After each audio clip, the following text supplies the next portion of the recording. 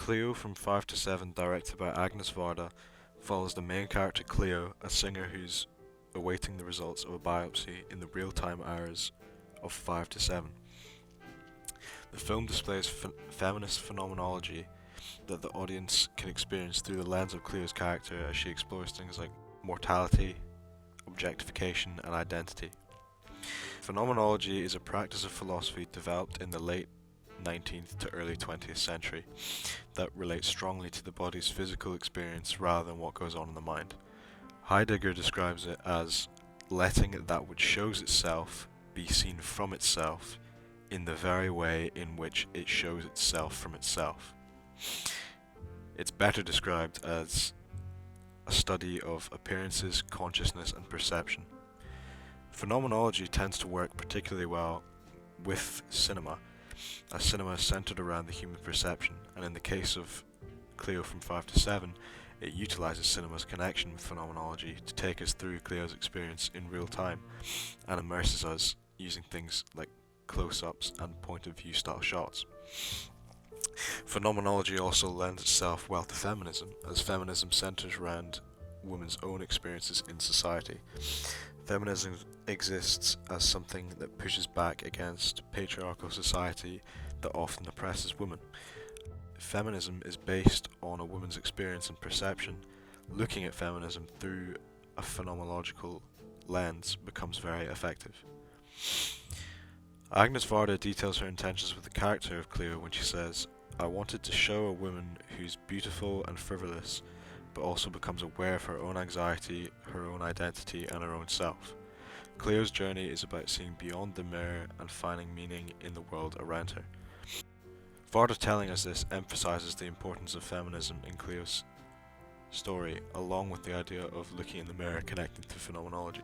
Throughout the film, we see many themes that relate to feminism explored through the character of Cleo. One of these themes is objectification, which is best represented through the use of mirrors in the first half of the film.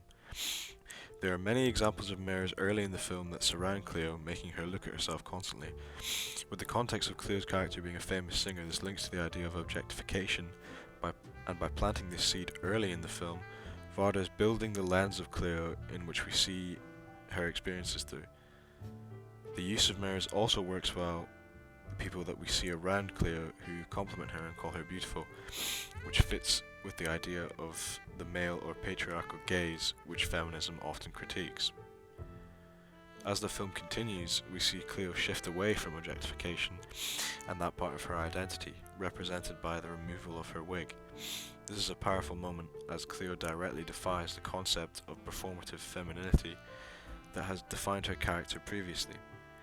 This change is continued when she walks in the street, and that which works in contrasts to her previous experience that involved the mirrors and people looking at her.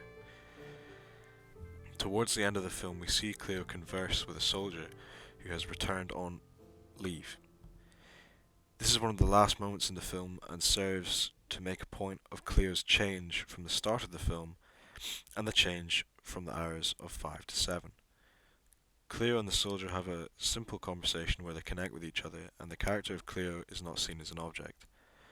Both characters experience existential fear, the soldier with his job and Cleo with her diagnosis, and the conversation centers around phenomenology as it's based on their shared lived experience, the very foundation of which phenomenology is built on.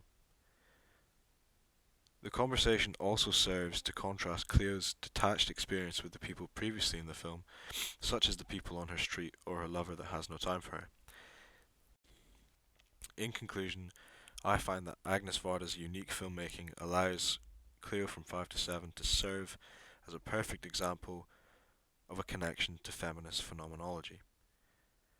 The use of the real-time pacing structure from the hours of 5 to 7 allows the viewer to be immersed in Cleo's experience and feel the world in which she inhabits, allowing not one or two moments of the film to stand out and work as examples of phenomenology, but rather the film as a whole and the experience of Cleo herself acts as a dive into the life of a woman who does suffer under the ideas left behind by patriarchal society, but also, in the end, allows us to see another way, making Agnes Varda an excellent feminist phenomenologist.